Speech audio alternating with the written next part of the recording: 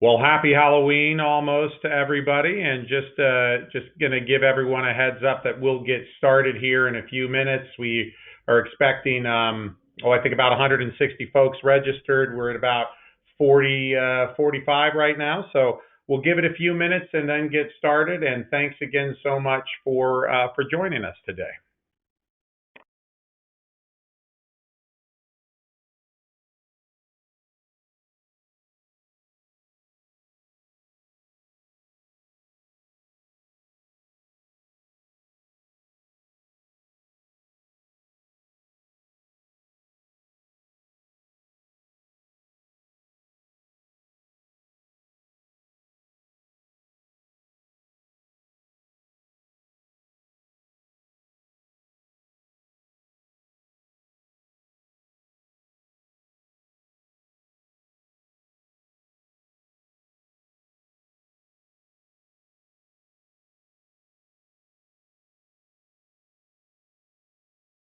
Hi, everybody. Once again, thanks so much for joining us. I see we've got some more folks coming into the webinar. We'll give it another minute or so, and then we'll get started. And thank you all again so much for joining us today.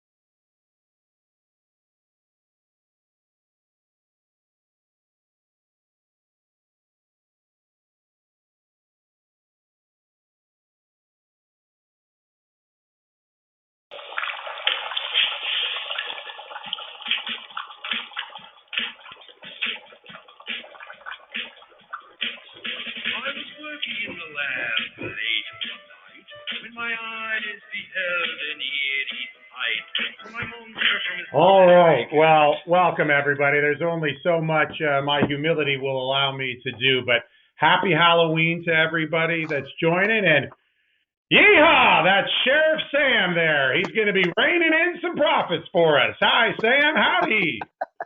How you doing, Chris?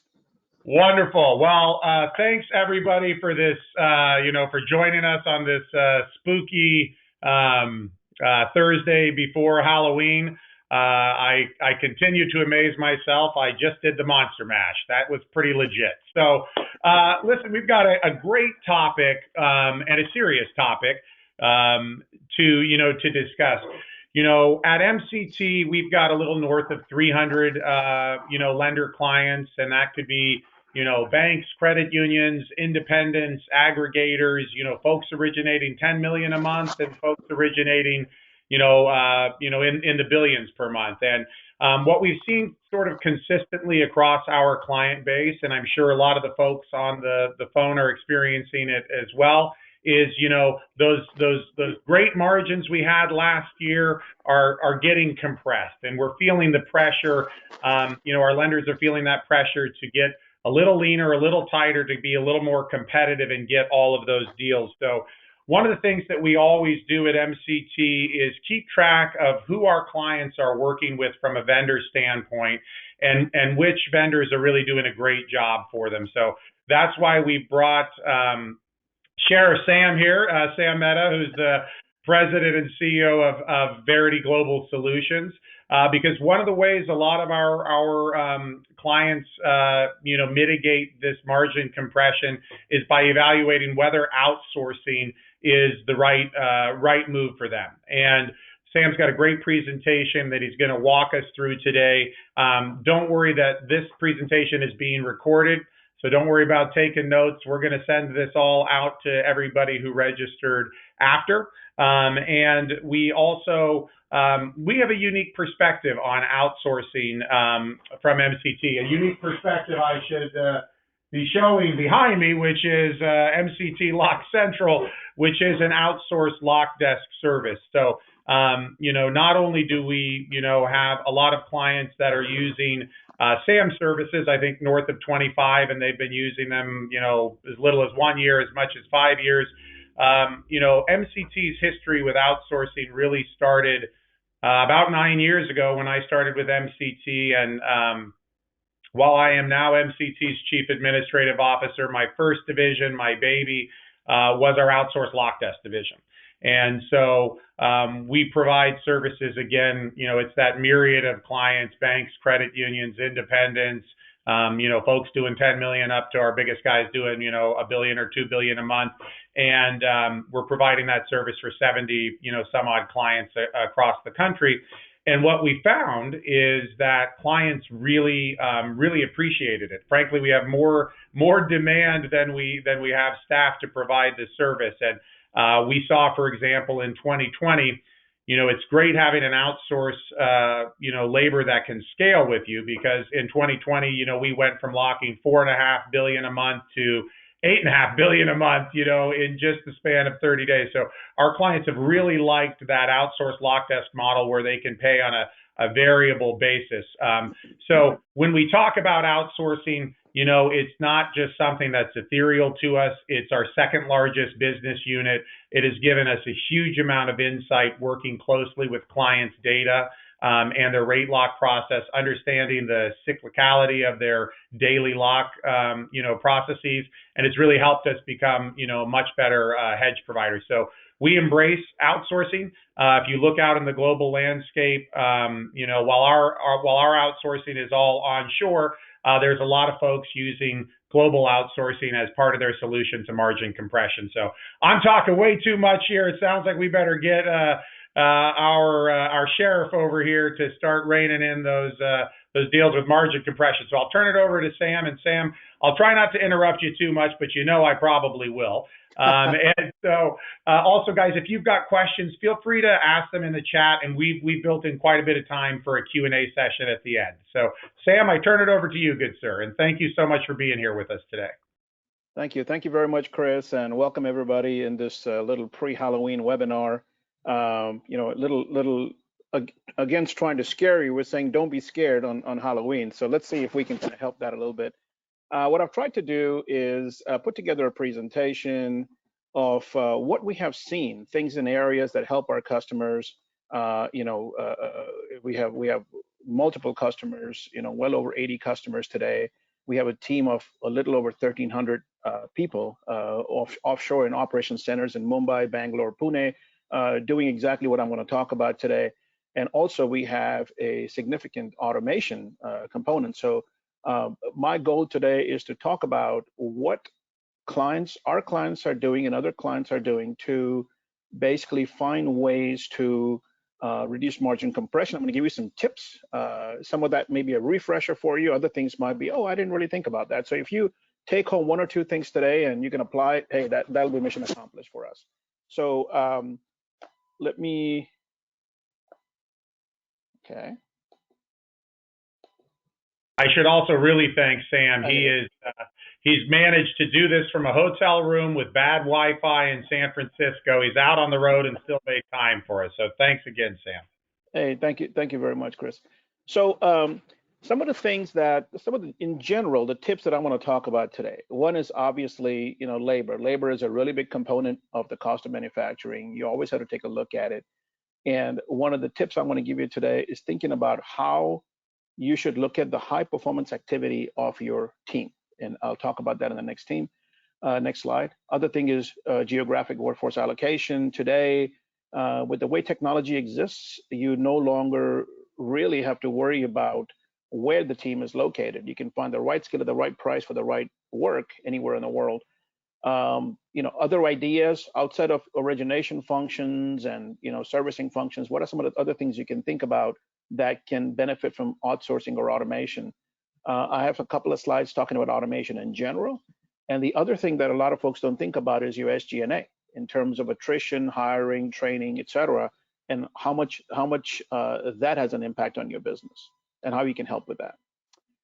So what we tell our clients is when you look at the overall origination life cycle, if you were to take the entire piece of work and break it up into 100 individual pieces, the way to get the most cost optimization out of that is that you should produce each piece for the right price. So what I mean by that is if you look at your employees and if you convert their annual salary to an hourly rate, and if you map that to the work that they're doing during the course of the day, you want to see, okay, is this employee that I'm paying, say, $50 an hour to, doing $50 an hour work, right? That's a very important consideration. We get caught up in our day-to-day busy work and sometimes forget to do that kind of assessment, and that becomes important to do once in a while, especially in situations like this where you're looking for margins, where you can find those. The other thing is it's important to go back and look at in an 8-hour workday, how many hours is an employee actually doing the highest value work, right? So through an exercise where you go back and assess all the work that they're doing, you may find that, hey, I have an 8-hour workday here, but my employee is doing 3 hours of the highest value work, and all this other work doesn't really correspond to what I'm paying them. So those are things that you should look at and say, hey, are these things I can automate or outsource? So that's really the labor optimization component of that. Yeah, and Sam, one of the things that we do in that lock desk model that, of course, you're familiar with is, quarterly we go through and look at down to the hour what our FTE costs are. And in certain areas that I'm sure you're helping out with too, lock desk is one of those areas where secondary all of a sudden has become much more expensive. We're seeing, U.S. labor staff costs increase, but I mean, underwriters were, commanding amazing salaries last year. So we're feeling that pressure. I've seen our average FTE costs go up something like $2,000 a month in just the last 16 or 18 months. So I'm sure we're seeing that in other areas too, where these, really understanding if they're working on that high value work really becomes important. Oh, absolutely. Underwriting, QC. If you look at Encompass admins, those are pretty expensive labor. So just everybody knows this, but just a general kind of review. Hey, there's a base salary. Here's an employee benefit, maybe some other items, bonuses, et cetera. You may be paying those folks. What is an hourly rate based on 52 weeks, based on a 40-hour work week, right? So my question is, and the question for you to ask your team is, how are they spending their time? So here's what we call a high performance activity analysis, right? So if you were to go back and look at all the work that your employees are doing, if you were to find a way to log it, or you can track it, or you have some software or something like that, when you go back and look at a 40-hour work week, maybe track it for a couple of weeks, 3 weeks, 1 month, whatever is comfortable for you. It might give you pretty good insights as to how that work is being done. So I'm going to repeat. One is, are they doing work that corresponds with their hourly rate? And second, are they spending the most time in the day doing the highest value work? Those are the two tips essentially. So the areas in green, yes, check the boxes. They're doing high value work, high performance activity. But the areas in orange could be candidates for outsourcing or automation, right?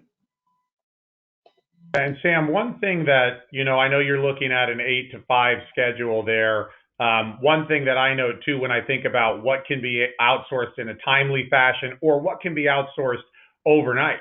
So you may have an employee that's working high value the whole time, but they're not working 24 hours a day, right? So that's another great element to keep in consideration. Yeah, so with and this is a great point, Chris. So with our operations centers, we have multiple shifts, even custom shifts working 24 hours a day. So there are many functions that may lend themselves to being done overnight. So when your team leaves for the day and there's all this additional, call it volume-based, repetitive, checklist, SLA-based work, that can be performed overnight. So when they come back to the office in the morning, all their work is complete and ready for them to start looking at. So that obviously, the other hidden benefit of that is then you're closing loans faster and selling loans faster, and that also has value. So anyway, so I already talked about this a little bit. Highest value, highest volume, and the ability to outsource anywhere in the world. So that's an important consideration. So this is kind of just enhancing the point a little bit. The way we work with our clients is we look at the labor stack optimization. Is the team that you have should be focused on doing the highest value work, strategic thinking, critical thinking, problem solving, focusing on the borrower experience, and then the team offshore like ours that either provides labor or we provide an automation solution. We can do the checklist SLA based work, repetitive time consuming work, any kind of stare and compare functions. And I'll give you a couple of examples of some of the areas that we provide the highest lift. So here's an example of the origination process. We have solutions that we have built for different buckets of the origination process: disclosures, setup, underwriting, closing, post-close, etc. And we have various QC functions. So I'll take an example of underwriting. So working with a company like ours, we're able to do what we call a pre-underwrite. So essentially, we are doing non-borrower facing, non-licensed work, but we're doing all the heavy lifting. So we can review the loan, create conditions, do all the calculations, income calculations, DTI, cash to close, et cetera, do the credit, income, asset appraisal, title reviews, and essentially set it all up so that the underwriters on the client side are spending all their time making credit decisions. So that starts to check the box of the model that I suggested earlier of high performance activity, because they're spending most of the day doing work that corresponds with what you're paying them. And second, they're spending 8 hours a day or as close to 8 hours a day doing exactly that kind of work. So that's an example of how that comes into play. And we have customers that make credit decisions, depending on the loan type, of course, in as low as 30 minutes, where they were usually taking 2.5 hours to make a credit decision on a loan by utilizing us in a pod to set up the loans. So we will pair a client's underwriter with 2 underwriters on our side, and they work as a team so that 2 folks are setting up all these loans for the client's underwriters, and they're doing quick QC and credit decisions all day long. So that's an example of how you can get that lift. Hey, Sam, that's a great example. And, I apologize. Do you mind stepping back just one slide where we have labor versus automation? And I just wanted to ask if this scenario has ever, poised it or come up for you. Do you sometimes find that you may be working along a process that initially, you're doing it labor intensive? I think about, committed loan sale data entry. I used to have a team in Texas of, 15 people that were just entering data by hand into Encompass or LQB or the different loan origination systems. Do you find that sometimes you'll adopt one of those practices, use labor for it, and then develop an automation solution to it that you can bring to a client? Yes, absolutely. So most of our engagements start with us getting into the process, understanding the process, and then we will come back and recommend areas that can be automated. So we start in one place, and then the engagement evolves by utilizing, whether it's bots or other type of automation. So we have teams for all that. Did I answer your question, Chris? Yeah. Absolutely. I didn't mean to derail you. Poor Sam. He gave me, he said, don't harass him, and I keep doing it. I just can't help it, Sam. No, it's all good. It's all good, Chris. So here's just some examples of some of the functions that you can consider outsourcing: the origination, QC, pre and post close QC, HMDA, post close, trailing docs. There's even we're actually elite partners to Encompass. So we have a full level 1 support team out of India that provides essentially a junior underwriting type functionality, so that, again, same thing, your expensive Encompass admins can focus all their time on doing projects and strategic work and looking down the road, some visionary type work, versus we can do all the day-to-day work. So we have customers that basically outsource the entire ticketing system to us. So we will do, create forms, create business rules, manage passwords, et cetera. And then the work that we're doing at that point is a fraction of what it costs our clients to do. So then you get that. Yeah, Sam, I see that LOS admin, particularly Encompass. I mean, that has grown over the last several years, where you've got, well into the 6-figure folks commanding that salary. And frankly, there's a lot of remote work there. So you may be in, and I know you're headquartered in and live in Texas, but you've got that California guy who's competing for the job in Texas, which is pushing all of these costs out there. So I assume, just like all of my IT guys, 90% of their day is just resetting passwords for people, right? Right. So we can take away that burden. Right. Yeah. Uh, I don't know if anybody has any title companies here, but we have multiple very large title companies that we do similar work for. I'm sorry, this thing is going to jump in ahead. Okay. We also have back office functions for servicing departments. So we run the whole gamut, and we've created products and solutions for all the different divisions that you may have in an organization. And again, I don't want to confuse the audience by saying this is just outsourcing. We can do outsourcing or automate and provide the best solution for what we're looking at. Sam, in your evaluation, so I run into this a lot when I still try to be, personally involved in every new hedge onboarding and every lock desk onboarding. And so what we find with the lock desk onboarding is, we need some period of time to work with a client to see their current process. Now, we might in fact be able to provide some best practices for them to make that process more efficient, but I can tell real quickly when, what's going to be a successful outsourcing engagement and not. I mean, there are certain things from a lock desk perspective, maybe a little bit different, but if you have a culture, for example, that is, completely LO centric and your lock desk is talking to an LO every single deal they do, not going to be the best thing to outsource.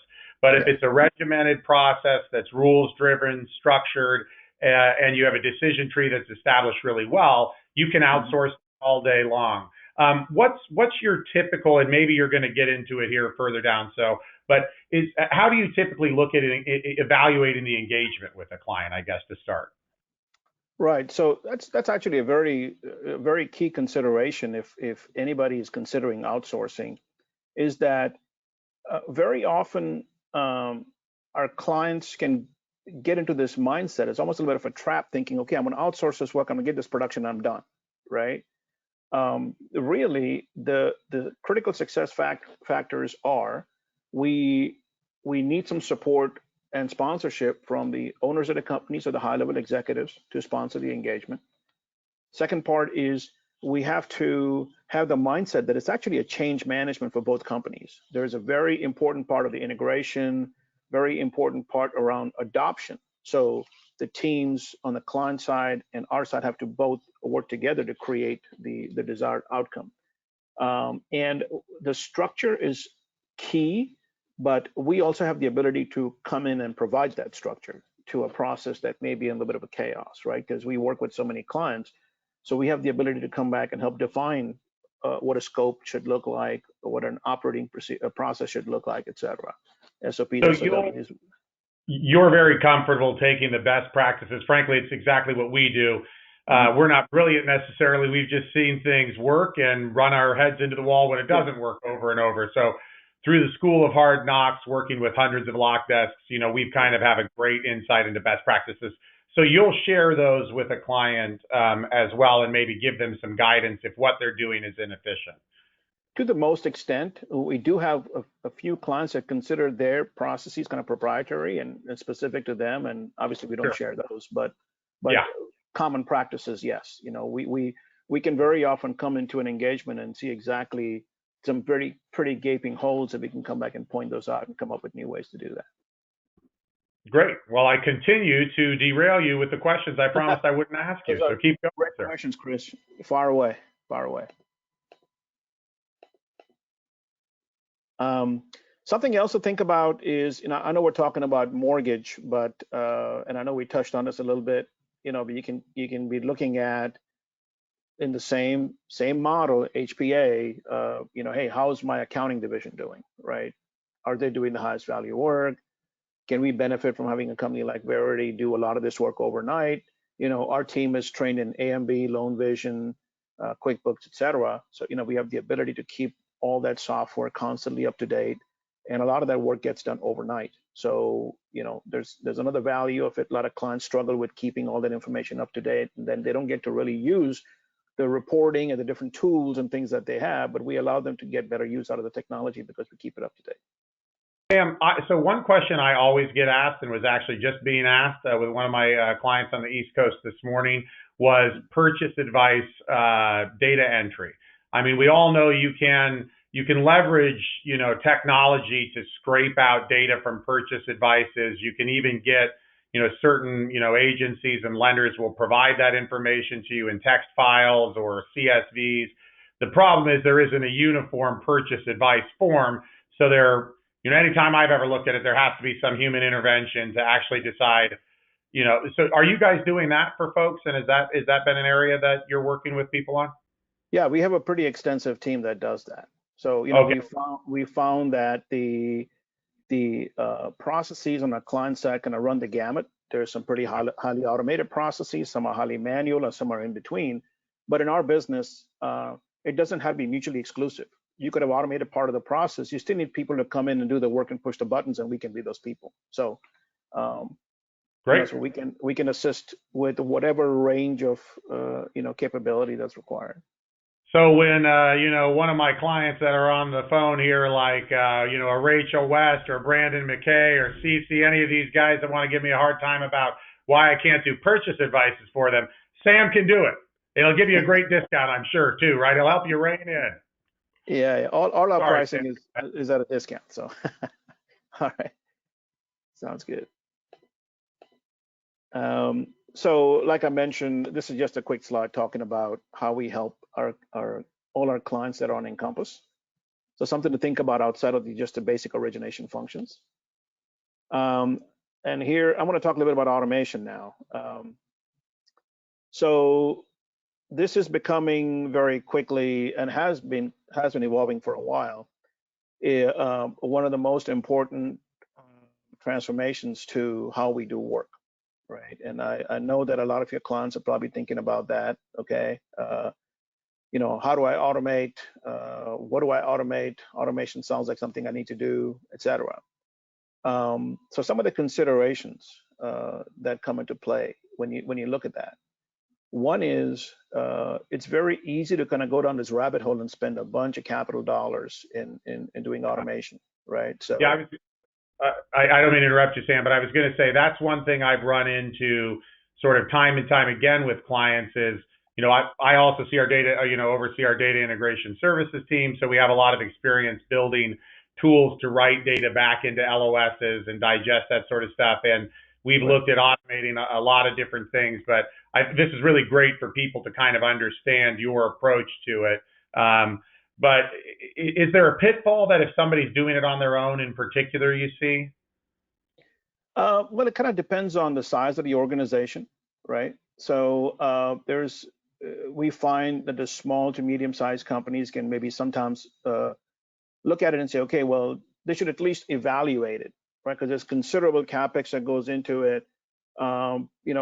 What I've seen what clients do is, then they go out and hire. Obviously, they have to bring in CTO, CIO type person. Then they have to invest in all the software. There's implementation, training, and then the results still today may or may not be mixed, right? So you've got that kind of challenge with, how is it? Because implementing technology projects it's not our core competency as a lender, right? So when you try to run a project like that, that's the other challenge is how do you manage it? Do you keep it on track, et cetera? There's different areas of consideration as to whether that is the best thing for you, right? So you should kind of I think everybody should be honest with themselves, say, listen, should I take this on or is something that I should outsource, right?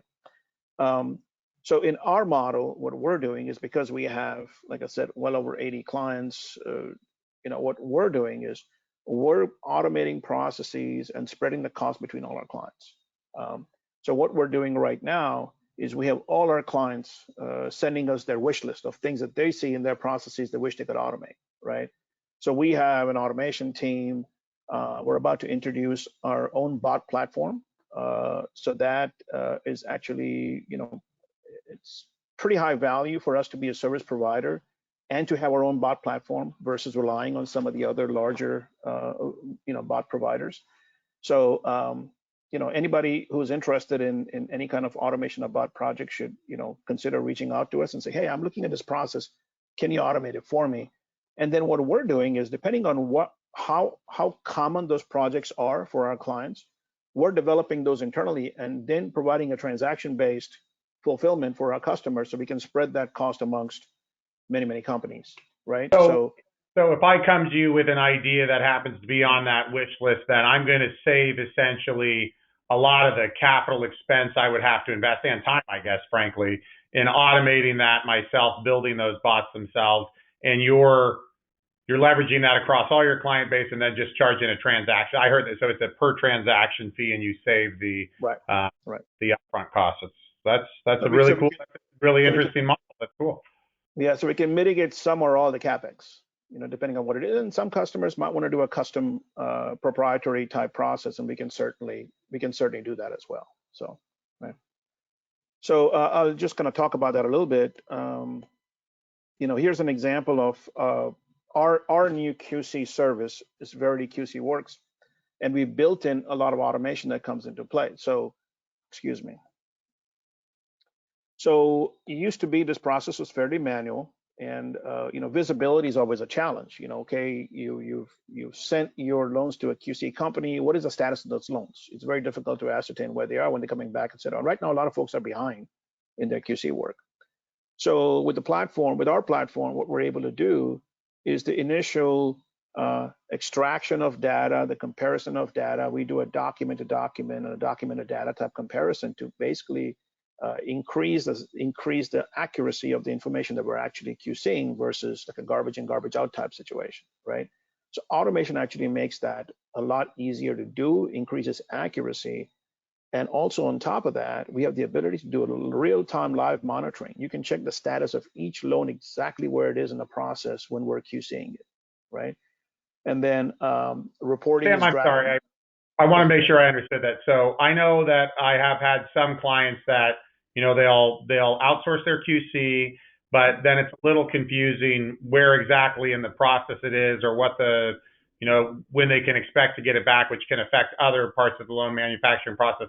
Did you say that there's a dashboard where they can look at a loan level where a loan is? yeah, yes, exactly, Okay. exactly. Okay. Cool. So Okay. yeah, so that brings a lot of value. You can do drag and drop type reporting.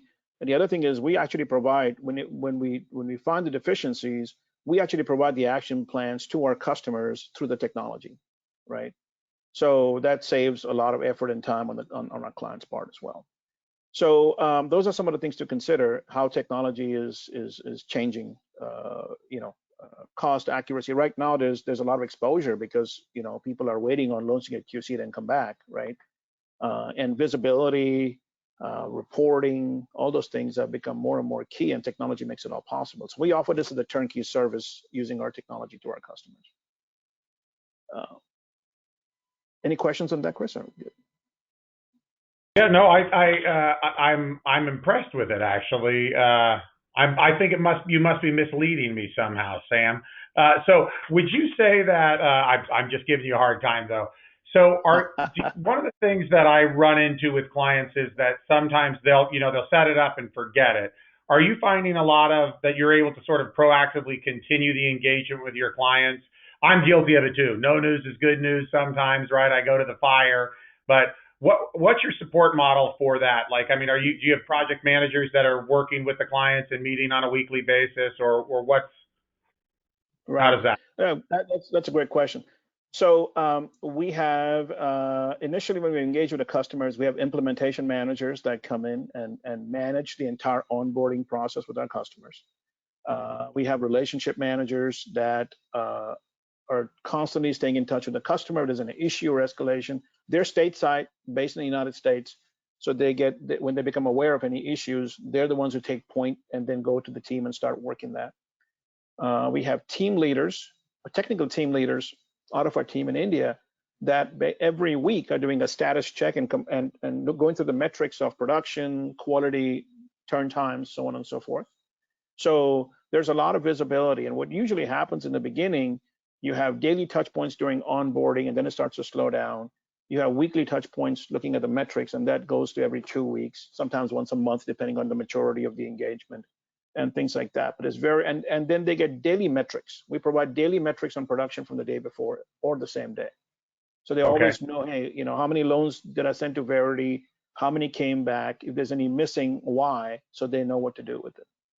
Did I Okay. answer your question? Yeah. Yeah. Yeah, that's great. That communication loop is great. And I guess Yeah. for anybody looking to, to have an automation like you were talking about, one of their wish lists sort of evaluated or kind of walk through a workflow with you. I know you're going to be giving your contact information and your team's contact information, but I assume the best thing is to just have a conversation about it, but have some idea, for it to be a meaningful conversation, to have some idea of at least being able to describe the nuts and bolts. Do you guys work on a scoping document with the client, or do you Yes. produce it yourself? Okay. Yeah, we do. We do. So Yeah.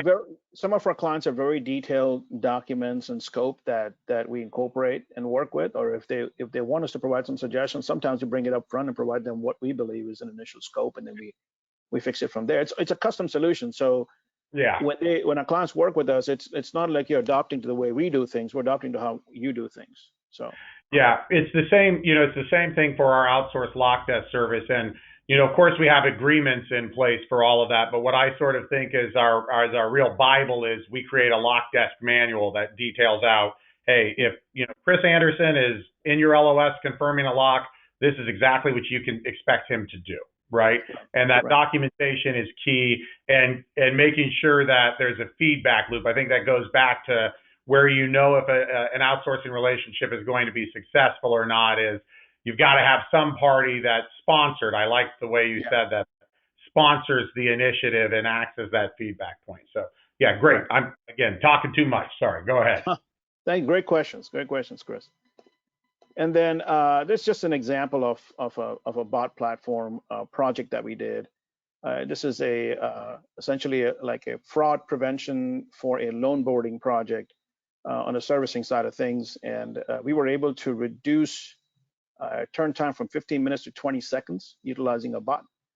And that team had 23 people doing the work that were able to move over, do something more important. And you got me to put my glasses on to double check your number there, Sam. It was a process that was going 15 minutes per loan, and you reduced it to 20 seconds per loan. Correct. If All anybody, right, you're not automating people skills, are you? Because that's all I've got left, Sam. Don't take that away from me, okay? Well, it's crazy the capabilities that are there with bots, and that's why I say I know that our processes, how we do work, is changing quickly, right? So if anybody on this call wants to see a live demo of this project, certainly reach out to us and we'll show it to you. It's actually pretty wild. I might sign up for that too, Sam. So yeah, absolutely. And also, if anybody has any ideas on things that they want to automate, feel free to reach out to us and say, hey, I'm looking at this, and we'll come back and tell you, hey, we can do 20%, 40%, 80%, 100% of whatever it is that you're talking about, right? So yeah, one thing too, I think that you just made a good point is that, like our purchase advice conversation before, we looked at, hey, if you could automate, your top 4 investors, maybe you have 17 investors, but 40% of your production is going to those top 4 investors. That's still a huge win.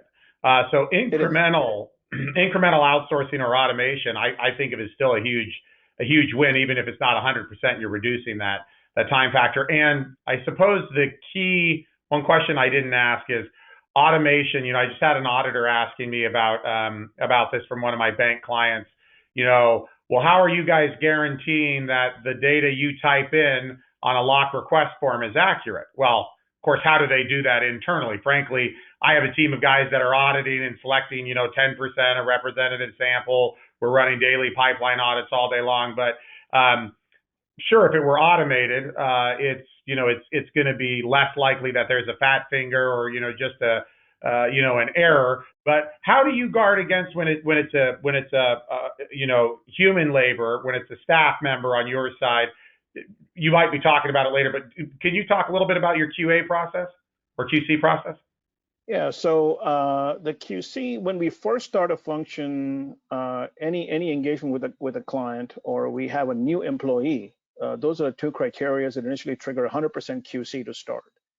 And then as the engagement matures, it goes down to like an AQL, and then we do smaller and smaller percentage QC, usually no less than 10%. So So you're that's so you're building in that audit QC model, which frankly, if you're running, I can only really equate it to my lock desk experience. I can assure you that my clients, in often cases, were not going back and QCing 10% of their internal lock desk staff right, work. So right. it's a nice ad to have, and especially as auditors and internal and external auditors want more and more information, it's nice to have those kind of QC policies written too. Sorry, Yeah, Sam, but go ahead.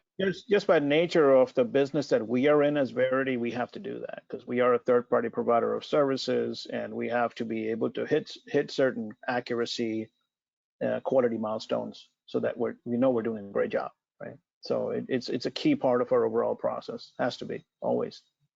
Um, so yeah, this is it's kind of pretty wild stuff. Happy to talk more about it whenever if anybody wants to reach out to me. Yeah. So again, best way to look at that is look at those repetitive tasks that you're doing that are labor intensive, Yeah, not particularly well, and prone for mistakes too, I would say. yeah. And then just give you a call to see if you're working on automating it or would be interested in auditing it. Great, cool. And the other thing is, both for our clients and for our business, the cyclicality kind of kills you, right? We saw what happened in 2020. It was so hard to scale up and scale up as quickly as the work had to be done. So one of the important things I forgot to point out is in our specific bot model, we have the ability to scale virtually. So we don't go back to our clients and say, hey, you have one bot, it can do so much work. You need a second bot that can do so much work, et cetera. We can actually turn it up and down on the fly. So it's going to be a pretty unique differentiator for what we're doing. And there's more to come on that. So that, much like in my model, I mean, we have to set some floors with U.S. staff. There's minimum fees that I'm going to guess U.S. staff are higher than the labor source that you have. But what you're saying there is it can incrementally scale up and down, and you only pay for that versus a fixed cost if you were maintaining it yourself.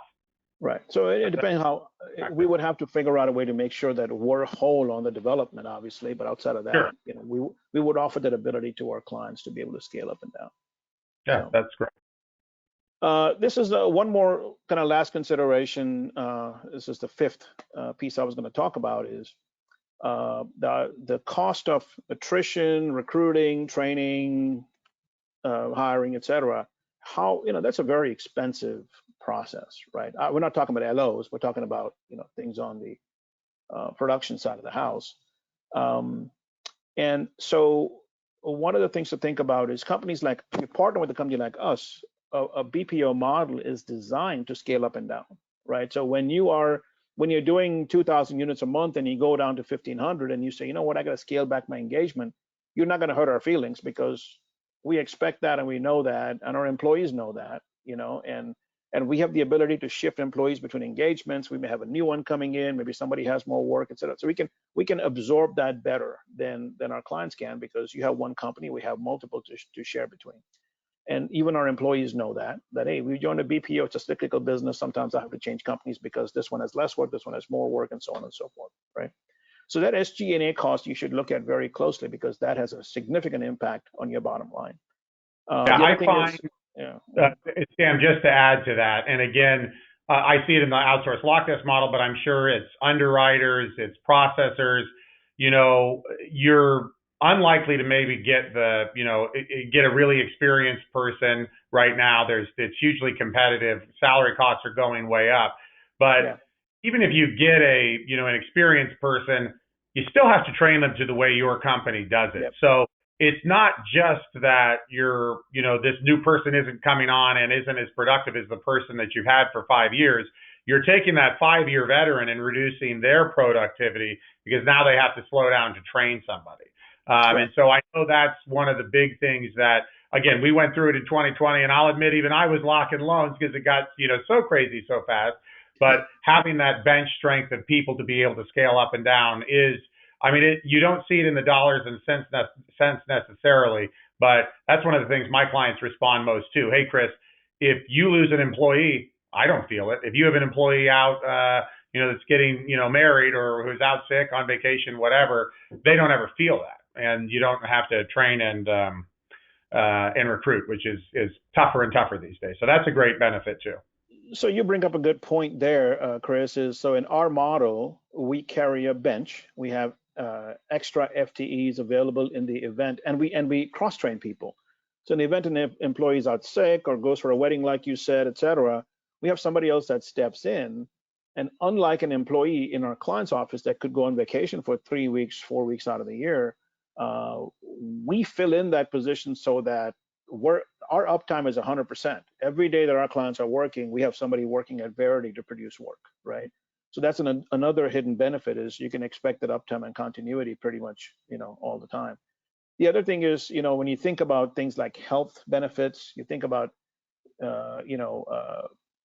all the different SG&A, right?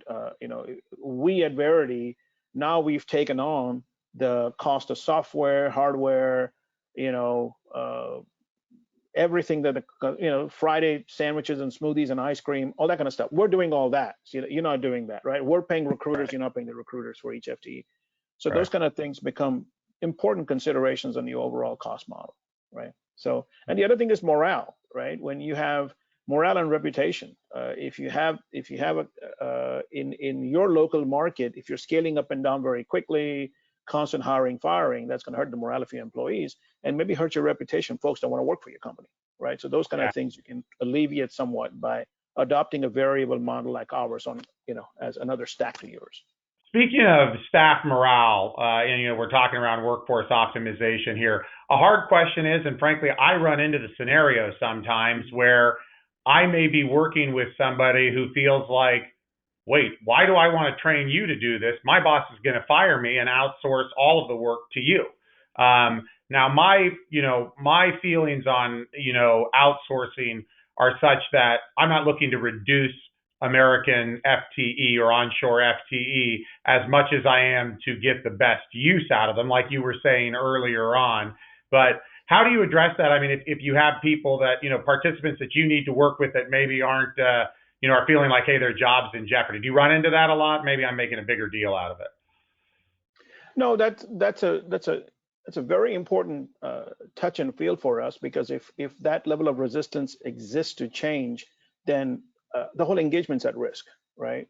So at that point we would suggest to the client that listen, maybe you're not ready for this, right? Because by nature of adding us as a team to your team, there is going to be a change management. There's going to be some disruption. There's a reason to do the whole thing is to achieve a goal, right?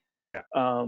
So, we're usually engaged at an executive level, a manager level, and there's much different considerations in terms of the metrics and the business and the future and the growth than some of the other things. But Sure. I don't know if I'm answering I, your I question, but like, I'm being as honest yeah, as I can. Is like there's when you it's the same consideration if you automate or outsource, there is going to be a change in the company, right? yeah. And if you're ready for it, you should do it. If not, you should keep things the way they are. Yeah, I liken it to being a force multiplier, right? If Yeah. I've got, a person that's, I have clients on the call here, Chris Hippler won't mind me giving him a hard time, but Chris Hippler with Glacier Bank, great guy, has an existing lock desk team. Were he to go out and recruit and hire somebody to bring in extra support, he's getting one person for that same, cost essentially, much like you're doing the cross training, so am I. So I have 6, 7, 8 people that can all work on that account, should the need arise. And I think of it just like, hey, we're a virtual assistant to you, and just being a force multiplier for you is the way I try to describe it. And usually it works pretty well. So our clients typically they're finding the best positions for their A players. They want their A players to be doing the highest possible value work. Uh, if they have a situation where they have some attrition, they don't replace it, right? But this is a slightly gradual process. So your organization evolves over time, is basically what I would say. But really, the reality, and I'm going to make a pretty bold statement here, Chris, is that uh, outsourcing has become the norm. It is the best way to produce alone, and so is automation. So those two things If you're not already doing it, it's coming. That's the way you're going to do the most cost competitive production. Um, Yeah, that's just the market. Yeah, so yeah, uh, it's a reality that we're all facing. I mean, it's a global economy, and my thoughts are you want to embrace it because your competitors are, right? yeah, There are, frankly, we don't do it today, but there are hedge advisory groups out there that outsource their their reporting overseas to India. They have offices there, and I'm looking at that model saying, geez, maybe I would like to have a team of people working 24 hours a day. I have a feeling that I would end up having to work the same hours with them, so I'm a little nervous about it, but what can you do? But I also get questions, and you must also, and I want to be conscious of our time here, and I did yeah, see a good question. I know we're about to wrap up anyways, but what about from a compliance standpoint? All of our mutual clients, they could be a credit union, a depository, an IMB, but they're all under those strict third-party vendor management provisions. How do you address that? I know I spend 40% of my time now probably just doing due diligence packages and annual due diligence packages. right. What are some of the ways that you've addressed that issue? Yeah, so we have clients that are independent mortgage banks and depository banks, where we meet all the requirements, and we've gone through multiple vendor management processes. We have all the policies and procedures in place, ISO 27001 certification, and we're in the process of in the next probably 2-3 months we'll have our SOC certification complete. So we meet we we easily beat the minimum requirements, but we're very locked down by nature of our business. We have to be way, way, way more locked down than our clients do, and we have to be able to demonstrate that, right? Okay. And So you do that obviously through the engagement and the due diligence process. I know you're wrapping up, so I should let you finish up, and then we've got some, we still have time for a couple more questions too. oh, no problem at all. So I think I'm pretty well done here. If maybe we Okay. can go ahead and get some questions. But the last You point want to is, get that lasso going one more time for us, cowboy there? I yeah, should, let's rein in that margin compression. woohoo. And my children bought me several masks. So, I'm a Mario. And let's see. Meow, meow, roar. And let's see, one more here. Too scary. There we go. All Ah, right. that's a scary one. All right. Yeah. I hope summarily my marketing team feels I've embarrassed myself enough. But I've got a couple questions in here, but certainly would invite any more. Just please type in the questions there into the question box if you have any. Sam, I'm looking at some of these. We've kind of covered them. The compliance issue was a big deal. I think I would say too. I often get questions when I'm doing due diligence. Hey, we want to make sure you aren't sending any of our data overseas. But then I'm finding that the outsourced third-party due diligence company that is doing due diligence on me is in fact overseas. Their outsourced third-party vendor management is being conducted overseas. But I mean, could you speak to, there's a lot of large, groups. Hey, we hear that, oftentimes if we're on a customer service line, but what's the landscape out there? I mean, do you find you mentioned everybody's doing it, but are there some of the larger groups that are doing it as well? Oh, I would say when you look at all the very large top 10, lenders out there, I would say most of them have their own centers offshore, right? A lot of them are in India. Um, I can but tell you we have I don't mean to interrupt you, but I saw on your teams just popped up. There's another guy on your team that I have met before. Felix just popped up. And he's talking about me. That's pretty good, guys. I like that. And so to give an idea, I happen to know Felix's background a little bit because we work together with some mutual clients. But what's your typical employee that you have? What have they done in the past? What's their background? What are their backgrounds? so if I look at our typical employee, they're trying to tell Felix to stop messaging me. Um, so if not 100%, nearly 100% of all our employees are at least have a college degree. They have a bachelor's. And working in a BPO in an international model like this is very good employment for a lot of our staff out of India, and it's highly appreciated. And so there's some. The thing I would say is that people do it seriously as a career, and they're supporting their families doing this. So people care. And one of the things I would tell you and tell your clients is, by working with a company like us or one of our competitors, it's not a compromise, because these are people that are very good at what they do, right? They're just not licensed to be able Yeah. to do some of the licensed work. But outside of that, their knowledge base and the ability to execute is extremely, extremely strong. And I'll ask a question that, I don't mean to be insensitive, but I'm sorry, Chris, I was going to address your first question. I want to make sure I had addressed it about data and going offshore, things like that, because it's a very important question. Is that we work in our customer system. So, remote desktops and by other means, we are working in the, our customers' LOS or any other application that they want us to use. So, Great. So you're remotely connecting through a secure VPN, and you've got workstations. So similar to, frankly, how I'm still working in a hybrid model.